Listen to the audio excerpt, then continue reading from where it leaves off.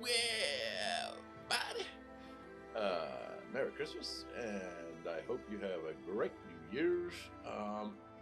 In the New Year's, we'll cover this image.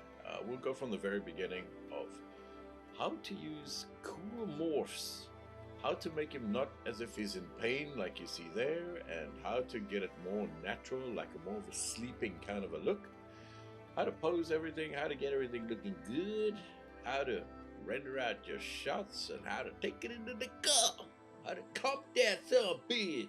You know what I mean? Santa, he tired. He very tired.